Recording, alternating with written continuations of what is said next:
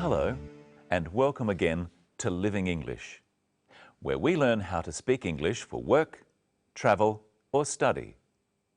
In each program, we look at a short drama, then practice our English. So let's see today's episode of Sisters and Brothers. Remember, in the last episode, Anne arrived from Singapore. She met her business partner, Sarah. Now, she's checking in at her hotel.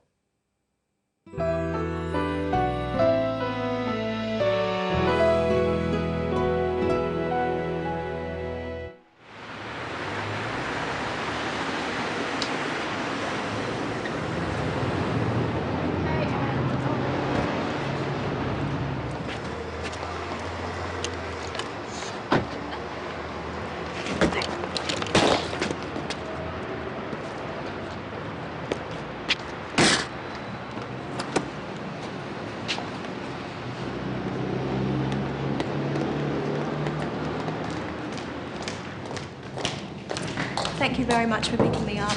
You're very welcome. You'll be all right here? Thanks, I'll be fine. And thank you, Mark, for helping with my heavy bag. Oh, don't mention it. All right then. Nice to meet you finally. I'll ring you tomorrow. Nice to meet you too. Goodbye. Good morning. Would you like to check in? Yes, please. And your name? Anne Lee? Yes. Could you just fill this out, please? How long will you be staying? 2 weeks. Are you here on business? Mainly business. Will you need a hire car? No, thank you. And will you need a map of the city? Maybe later. And will you want a newspaper in the morning? No, thank you. Okay. And how will you be paying, Ms. Lee? Credit card. Thank you. Okay. And here's your key. That's room 309. Enjoy your stay, Ms. Lee. Thank you. I hope I will.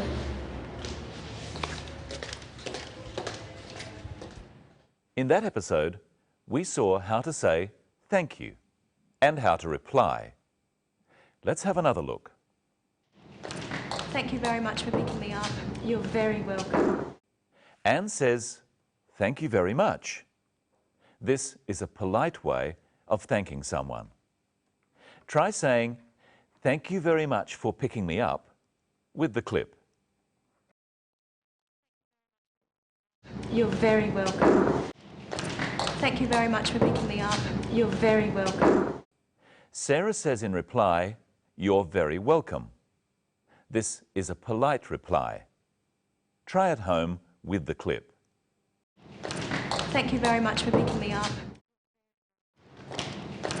Thank you very much for picking me up. You're very welcome. "You're very welcome," or just "You're welcome," is what we usually say when someone thanks us. "You're" is short for "you are." You are welcome. Now listen for how Anne says thank you to Mark. And thank you, Mark, for helping with my heavy bag. Oh, She just says thank you. There's another way of saying thank you for everyday things. Listen carefully. You'll be all right here? Thanks, I'll be fine. Anne said thanks to a polite question. For small things like this, we just say thanks. In our next clip, listen for what Mark replies when Anne says thank you.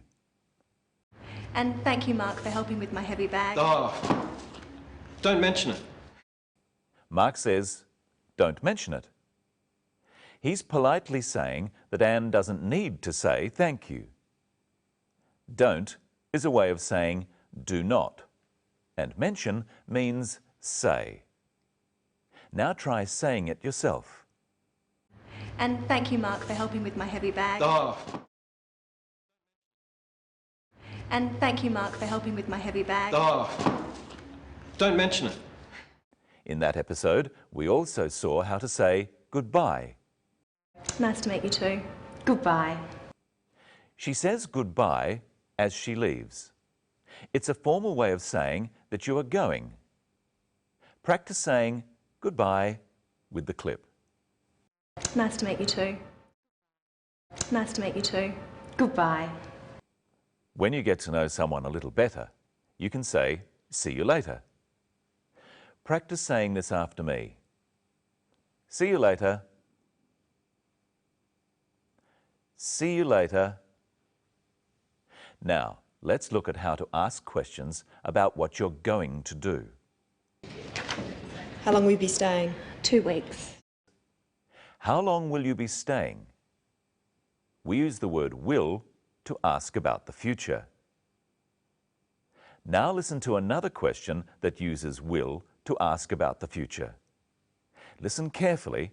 The hotel clerk speaks very fast. Will you want a newspaper in the morning? Here's another question from the clerk. And will you need a map of the city? And here's another one. Will you need a hire car? All these questions are about what Anne will do in the future. They ask about her plans. They ask about what she intends to do or what she is going to do. For example, the question, "Will you need a hire car?" is asking about the future, about what Anne might need in the next few days. Now listen carefully in our next clip for another use of will to ask about the future. Thank you very much for picking me up. You're very welcome. You'll be all right here? Will you be all right here? Sarah wants to know how Anne will be in the next few days while she is staying at the hotel. In the next clip, see how the word will is used when you are not asking a question. And here's your key. That's room 309. Enjoy your stay, Ms. Lee. Thank you. I hope I will. Anne replies, "I hope I will," to the clerk, telling her to enjoy her stay at the hotel. She hopes that in the future she will enjoy staying at the hotel. If you are not asking a question, you use the word will after words such as she. She will need a hire car. I will need a hire car. And you will need a hire car. These sorts of words, I, she, you, are called pronouns. We use will before pronouns in questions. So if I say, "Will you need a hire car?" it's a question. Listen to the difference. Will you need a hire car? You will need a hire car. Can you tell which one of these is a question? Will you enjoy your stay? Or, you will enjoy your stay. Will comes before you, so will you enjoy your stay is a question. It's asking about something in the future. When will comes after you, you are just saying what you think is going to happen. You will enjoy your stay. And here is Michelle. Hello, Michelle. How are you? I'm fine, thanks, Brenton. Hello, everyone. What will we talk about today? We'll talk about how to pay for things and more about the word will. Now, Brenton, you're going on a holiday to Fiji. I am? Let's pretend. I've brought some things here. Ask me if you'll need them, and you ask at home too, using will I need. Remember, it's hot in Fiji and there's lots of beaches. All right. Sunscreen. Will I need sunscreen? What do you think? Yes, you will. Traveller's checks. Will I need traveller's checks? Yes, you will. Sunglasses. Will I need sunglasses? Yes, you will. Teddy bear. Will I need a teddy bear? No, you won't. I might. Now you answer the questions. Will he need sunscreen? Yes, he will. Will he need sunglasses? Yes, he will. Will he need a teddy bear? No, he won't. Oh. Now, let's look at the scene where Anne pays for her hotel room. How does she pay? And how will you be paying, Ms Lee? Credit card.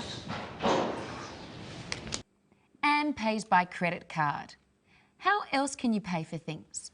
Well, you can pay in cash. So we say you pay by credit card or in cash. How else can you pay? Well, you can often pay by EFTPOS. EFTPOS stands for Electronic Funds Transfer at Point of Sale. You use your ATM card for this. And you can pay by cheque. In America, it's spelled differently. So we say you can pay in cash, by credit card, by EFTPOS, or by cheque. Practice saying by credit card with the clip. And how will you be paying, Ms Lee? And how will you be paying, Ms Lee? Credit card. Did you hear what the clerk called Anne Lee in that clip? Listen again. And how will you be paying, Ms Lee? Credit card. She used her formal title, Ms Lee. What's your formal title, Brenton? My formal title is Mr. Whittle. Men are called Mr. We say Mr. before our last name. My full name is Brenton Whittle, so I'm Mr. Whittle. So the Mark Taylor in our film is Mr. Taylor. Yes. And are you Ms. Crowden? I might be. I might not be. What do you mean? Women can be called Ms., Miss or Mrs. Well, they all sound like each other. Yes, but they're different. You can only be called Miss if you're not married and Mrs. if you are married. Are you a Miss or a Mrs.? I like to be called Ms. Any woman can be called Ms, just like any man can be called Mr.